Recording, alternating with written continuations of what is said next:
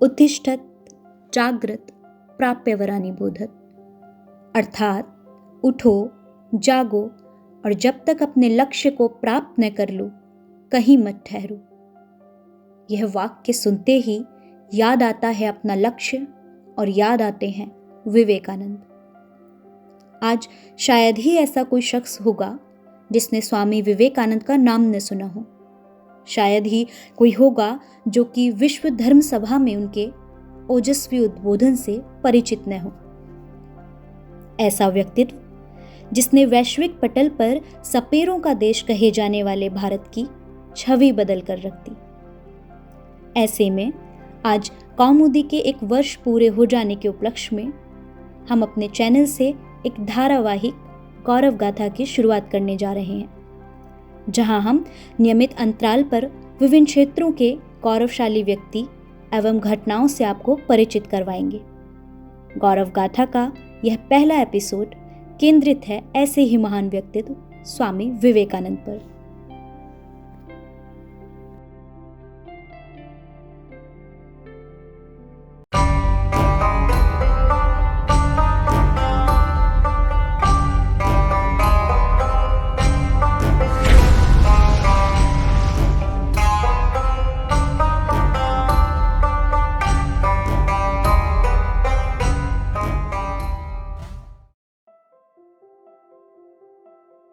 12 जनवरी 1863 वाराणसी के वीरेश्वर महादेव के प्रसाद स्वरूप कोलकाता के सिमुलियापल्ली क्षेत्र में माता भुवनेश्वरी देवी एवं कलकत्ता हाईकोर्ट के वकील श्री विश्वनाथ दत्त के यहाँ जन्म हुआ एक दिव्य बालक का नाम मिला वीरेश्वर। माँ ने प्यार से बिले कहकर पुकारा और पिता ने नाम दिया नरेंद्र नाथ। यह नरेंद्र ही आगे चलकर स्वामी विवेकानंद के नाम से प्रसिद्ध हुए। विवेकानंद बचपन से ही जितने चंचल स्वभाव के थे उतनी ही कुशाग्र थी उनकी बुद्धि। ऐसा कोई दिन नहीं जाता जब वे किसी को परेशान नहीं करते, कोई शैतानी नहीं करते। हालांकि वे घर में सबके लाडले थे, इसी कारणवश हर कोई उनकी शैतानी को हंसते हुए टाल देता। वकालत का बड़ा नाम रहे पिता विश्वनाथ दत्त अपने कामकाज में अत्यंत व्यस्त रहते थे, परंतु उनकी इच्छा थी कि नरेंद्र पाश्चात्य शिक्षा ग्रहण करे, पर हुआ इसके ठीक उलट। चूंकि नरेंद्र का ज्यादा समय अपनी माता भुवनेश्वरी देवी के पास ही बीतता, उनके व्यक्तित्व में उनके भारतीय संस्कारों की झलक दूर से ही दिख जाती। भुवनेश्वरी देवी एक धर्मपरायण महिला थी और उनकी ही देखरेख में बालक नरेंद्र ने पुराण, महाभारत, रामायण आदि ग्रंथों का आध्यात्मिक पठन पाठन किया था। यहीं से उनके मन में ईश्वर, धर्म, आध्यात्म को जानने की गहन लालसा जग उठी। कहते हैं कि वे कई बार तो जिज्ञासावश ऐसे ऐसे प्रश्न पूछ लिया करते जिनका उत्तर वहां मौजूद बड़े बड़े विद्वान पंडितों के पास भी नहीं होता। घर पर सांस्कारिक शिक्षा के बाद शुरू हुआ वह दौर जब नरेंद्र के व्यक्तित्व का प्रभाव लोगों पर पड़ना शुरू हुआ। 1871 में 8 वर्ष की उम्र में जब उनका प्रवेश ईश्वरचंद्र विद्यासागर मेट्रोपॉलिटन संस्थान में हुआ तो उनके शिक्षक उनकी तार्किक क्षमता को देख चकित रह गए। कुछ ऐसा ही तब हुआ जब 1889 में औपचारिक डिग्री शिक्षा के लिए उनका प्रवेश कलकत्ता के प्रेसिडेंसी कॉलेज में हुआ। और रोचक बात यह है कि वहां प्रथम श्रेणी में पास होने वाले वे एकमात्र छात्र थे। कॉलेज में बिताए उनके उस समय काल ने उनकी विद्वता को बढ़ाने में गहरी मदद की। क्या धर्म, क्या दर्शन, क्या इतिहास, क्या विज्ञान, उन्होंने वाल्मीकि से लेकर डार्विन तक जो कुछ भी मिला सब कुछ पढ़ डाला। सिर्फ इतना ही नहीं, उन्होंने शास्त्रीय संगीत में भी बड़ी पारंगत हासिल की। उनके आसपास के साथी संगी अक्सर कहा करते थे, नरेंद्र गाता है तो ऐसा लगता है कि मानो ये संसार स्थिर हो गया हो। अपने कॉलेज के ही दिनों में नरेंद्रनाथ दत्त ने पिता की इच्छा पर चल पाश्चात्य साहित्य, दर्शन, इतिहास के साथ साथ David Hume, Immanuel Kant, John Stuart Mill के कामों को पढ़ा। इससे भी एक कदम आगे बढ़ते हुए उन्होंने स्पेंसर की किताब एजुकेशन का बांग्ला अनुवाद भी किया। उनकी इसी जिज्ञासु प्रवृत्ति ने उन्हें भीड़ से अलग खड़ा कर दिया था। उनके इसी गुण से प्रभावित होकर विलियम हिस्टी ने लिखा, नरेंद्र वास्तव में एक जीनियस है, मैंने काफ़ी विस्तृत और बड़े इलाकों में यात्रा की है, लेकिन उनकी जैसी प्रतिभा वाला एक भी बालक कहीं नहीं देखा। यहाँ तक कि जर्मन विश्वविद्यालयों के दार्शनिक छात्रों में भी ऐसी प्रतिभा नहीं। विभिन्न लोगों द्वारा समय समय पर ऐसी घटनाओं का भी जिक्र मिलता है जहाँ स्वामी विवेकानंद के पास फोटोग्राफिक मेमोरी होने की बात आती है।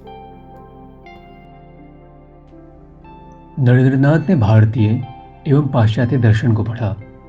धर्म अध्यात्म में भी उनकी गहरी अभिरुचि थी, किंतु उनकी आध्यात्मिक जिज्ञासा का कहीं समाधान नहीं मिल रहा था। अपने अध्यापक श्री विलियम हिस्टी की ही प्रेरणा से वे दक्षिणेश्वर के संत श्री रामकृष्ण परमहंस से मिलने पहुंचे। जहां नरेंद्र की प्रतीक्षा में बैठे श्री रामकृष्ण ने उन्हें पहले मिलन में ही पहचान लिया। अरे, यह तो सप्तऋषि मंडल का महर्षि है। बाद के समय में तो उन्होंने यह भी कहा, मैं जानता हूं प्रभु कि तुम वही सनातन ऋषि नर रूपी नारायण हो जो जीवों का दुख दूर करने के लिए पुनः पैदा हुए हो। श्री रामकृष्ण परमहंस से अपनी भेंट पर नरेंद्र ने उनसे भी वही सवाल किया जो वे अक्सर औरों से किया करते थे, क्या आपने ईश्वर को देखा है? रामकृष्ण परमहंस ने उत्तर दिया, हाँ, जैसे मैं तुम्हें देख रहा हूं वैसे ही उन्हें भी देखता हूं, बल्कि उससे भी स्पष्ट रूप से देख पाता हूं। तुम चाहो तो तुम्हें भी दिखा सकता हूं। जैसे कि तय था, नरेंद्र ने इस बात पर तनिक भी विश्वास नहीं किया। उल्टे ये कहा, आप ईश्वरीय रूप आदि जो कुछ देखते हैं वह आपका दिमागी ख्याल है। इसके बावजूद वे लगातार उनके संपर्क में रहे और करीब 5 साल तक उनसे तर्क वितर्क करके नरेंद्र ने श्री रामकृष्ण परमहंस को अपना गुरु स्वीकार किया। रामकृष्ण परमहंस के आने से पहले स्वामी विवेकानंद एक नाव थे जो लहर में हिचकोले खा रहा था। गुरु के मिलन पर उन्हें इस जीवन रूपी नाव का नाविक मिल गया। परमहंस ने न केवल आध्यात्मिक बल्कि सामाजिक संस्कारों में भी नरेंद्र को पारंगत किया। सिर्फ इतना ही नहीं, 1884 में जब नरेंद्रनाथ के पिता श्री विश्वनाथ दत्त का निधन हो गया और उनका परिवार बिल्कुल बिखर सा गया, तब भी गुरु परमहंस ने ही उन्हें सहायता प्रदान की। परंतु दुर्भाग्य ऐसा कि कंठरोग से पीड़ित श्री रामकृष्ण धीरे धीरे अस्वस्थ होने लगे। उनके अंतिम दिनों में नरेंद्र ने एक पुत्र की ही भांति उनकी खूब सेवा की। समय आया और 16 अगस्त 1886 को रामकृष्ण परमहंस महासमाधि में लीन हो गए।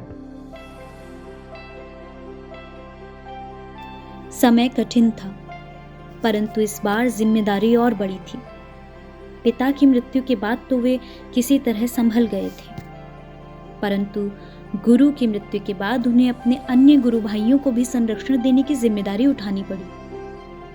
गुरु की मृत्यु के कुछ दिन बाद नरेंद्र ने वराह नगर के टूटे फूटे पुराने मकान में श्री रामकृष्ण मठ की स्थापना की और फिर वहीं पर 24 दिसंबर 1886 को क्रिसमस ईव पर संन्यास लेकर मानव सेवा का संकल्प लिया। नरेंद्र को यहीं पर नया नाम मिला, पर वह नाम स्वामी विवेकानंद नहीं बल्कि स्वामी विवेदिशानंद था। बहुत ही कम लोगों को यह जानकारी है कि जो नरेंद्र विश्व भर में स्वामी विवेकानंद नाम से चर्चित है, उसे वह नाम 1893 की शिकागो विश्व धर्म सभा के समय ही मिला था, संन्यास के बाद नहीं। संन्यास के बाद स्वामी विवेकानंद ने लोगों एवं उनकी समस्याओं को निकट से जाना। वे देश भर में भ्रमण करने लगे। इस दौरान जो कोई उनसे मिलता प्रभावित हुए बिना न रह पाता। इसी भ्रमण के अंतिम चरण में 1892 के दिसंबर में वे कन्याकुमारी के पास समुद्र में स्थित श्रीपाद शिला पर 3 दिन तक ध्यानस्थ रहे।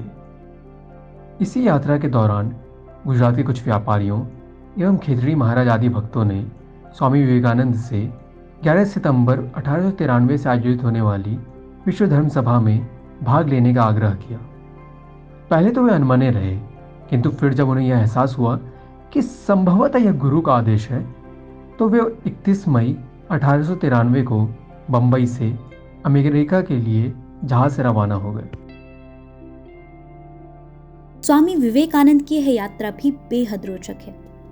इसी यात्रा के दौरान उनकी मुलाकात एक और महान शख्स, भारत में उद्योगों की नींव रखने वाले टाटा घराने के संस्थापक जमशेदजी टाटा से हुई। टाटा उस वक्त तक अफीम का व्यापार करते थे और व्यापार में नई विधियों को जानने के लिए वे विदेश जा रहे थे। यात्रा के दौरान स्वामी विवेकानंद से बातचीत करते हुए उन्हें एहसास हो गया कि यह कोई साधारण शख्स नहीं। उन्होंने उनसे भारत में उद्योग स्थापना को लेकर सलाह मांगी तो स्वामी विवेकानंद ने इसे एक अच्छा अवसर मान नागपुर में कॉटन, झारखंड में स्टील और देश में एक वैज्ञानिक प्रयोगशाला की सलाह दी, जो कि आगे चलकर बेंगलोर में इंडियन इंस्टीट्यूट ऑफ साइंस यानी टाटा इंस्टीट्यूट के नाम से प्रसिद्ध हुआ। बहुत कम लोगों को पता है कि आज विश्व भर में जमशेदपुर से बने जिस टाटा स्टील की धमक है, उसे जमशेदपुर में स्थापित करने की प्रेरणा स्वामी विवेकानंद ने ही दी थी। इस यात्रा में स्वामी विवेकानंद के लिए संघर्ष भी कम नहीं थे। वे निकल तो गए, पर न उनके पास कोई कपड़ा, न पत्र, न पर्याप्त पैसे। 25 जुलाई को वे वैंकूवर और 30 जुलाई को शिकागो पहुंचे। वहां जाकर पता चला कि सम्मेलन तो 11 सितंबर को होना है। पैसे नाम मात्र थे, इसलिए कम खर्च में रहने का विचार कर वे रेलगाड़ी से बोस्टन आ गए। बोस्टन में वे अपनी सहयात्री कैट सैनबॉर्न के अतिथि हुए।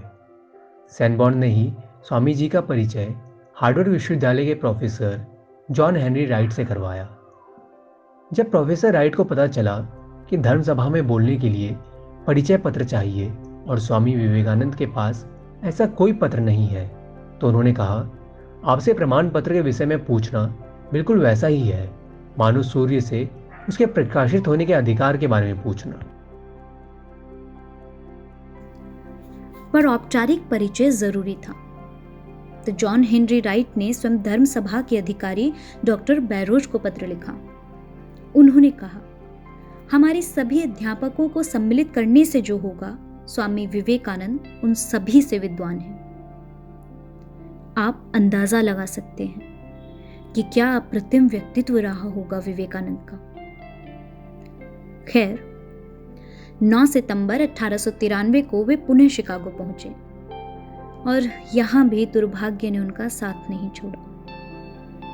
उनसे जॉन हेनरी राइट का दिया हुआ वह परिचय पत्र ही खो गया और पता हो जाने के कारण उन्हें शिकागो की वह ठंड भरी रात रेलगाड़ी के खाली डिब्बे में काटनी पड़ी। सुबह हुई तो वे विश्व धर्म सभा का दफ्तर ढूंढने निकले, परंतु कोई उनकी मदद करना तो दूर, उनकी वेशभूषा देख नाक मुंह सिकोड़ने लगता। पैसे खत्म हो चुके थे, तो भूख प्यास के मारे वे थककर वहीं फुटपाथ पर बैठ गए। खुशकिस्मती से सामने के विशाल घर का दरवाजा खुला और एक संभ्रांत महिला श्रीमती जॉर्ज डब्ल्यू हेल उनसे मिलने आई। परिचय जाना तो अपने घर लाकर स्वामी जी का खूब सत्कार किया और स्वयं उन्हें विश्व धर्म सभा के कार्यालय पहुंचा दिया। 11 सितंबर 1893, वह दिन जो इतिहास में लिखा जाने वाला था। वह दिन जिससे पश्चिमी जगत की आंखों पर पड़ी धूल साफ होने वाली थी। वह दिन जब पहली बार स्वामी विवेकानंद को दुनिया इतने बड़े मन से सुनने जा रही थी। दुनिया भर के विद्वान अपने मत एवं पंथ को ले तैयारी करके आए थे। सब अपने भाषणों को पढ़ रहे थे, दोहरा भी रहे थे। माहौल में भी एक अजीब गहमा गहमी थी। पर विवेकानंद घबराए हुए थे। उन्होंने कभी इतनी बड़ी भीड़ नहीं देखी थी। उन्होंने कभी ऐसा मंच भी नहीं देखा था। वे घबरा गए, इतना कि उनका नाम जब पुकारा गया, यहाँ तक कि जब दोहराया गया, वे बोलने को नहीं उठे। वे तो इतना कुछ सोचकर ही नहीं आए थे।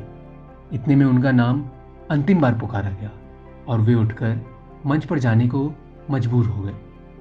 एक नज़र सबको देखा, अपने गुरु को याद किया और फिर शुरू हुआ वह ऐतिहासिक संबोधन।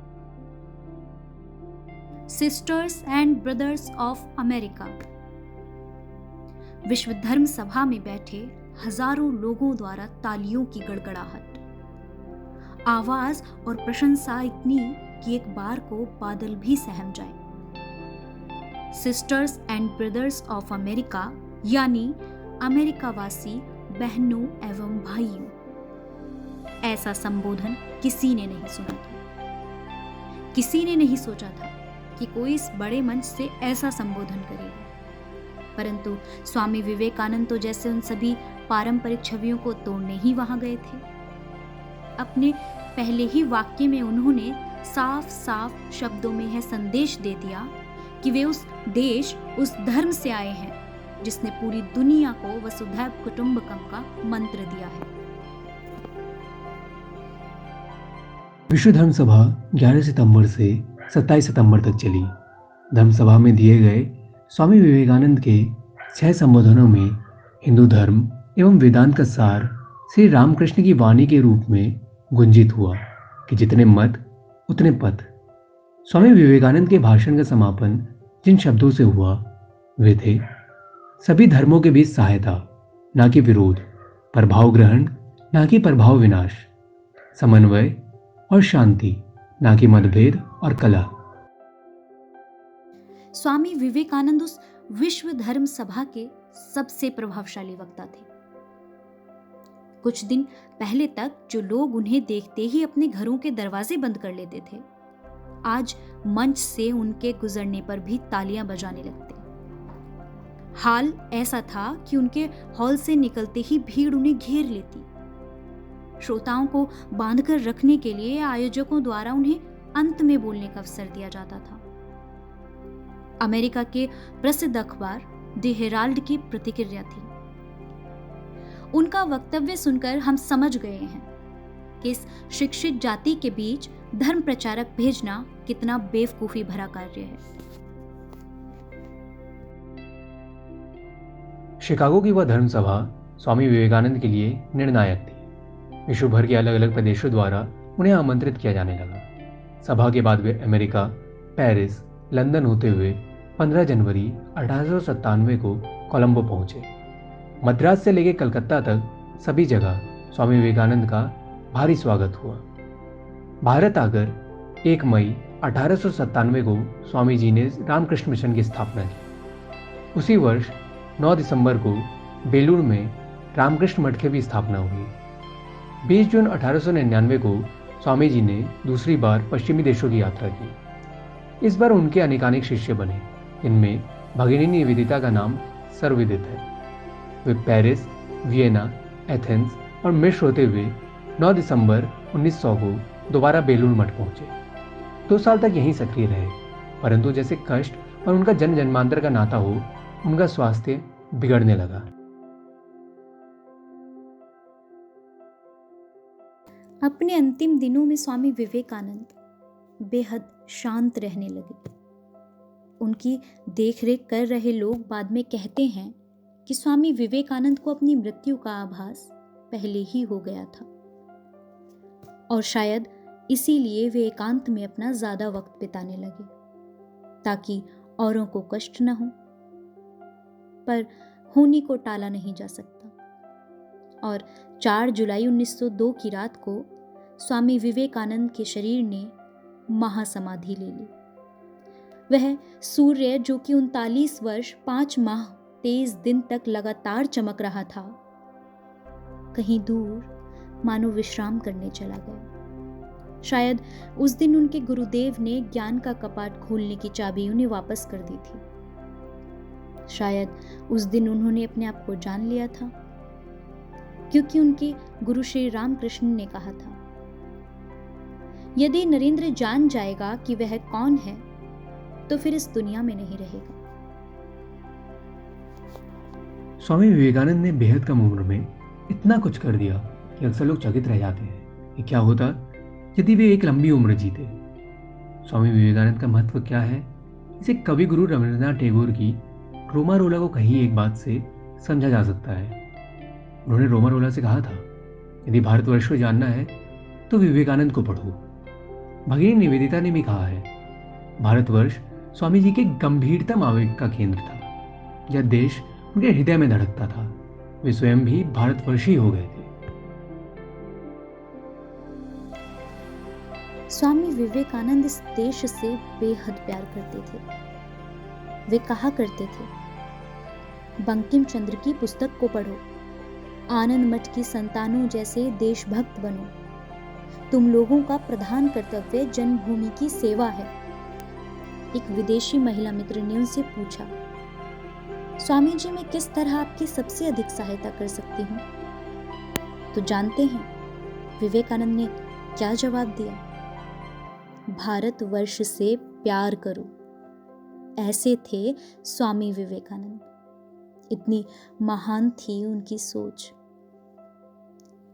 यही कारण है कि उनकी मृत्यु के इतने वर्षों बाद भी यह देश उन्हें इतना प्रेम करता है, उनका इतना सम्मान करता है।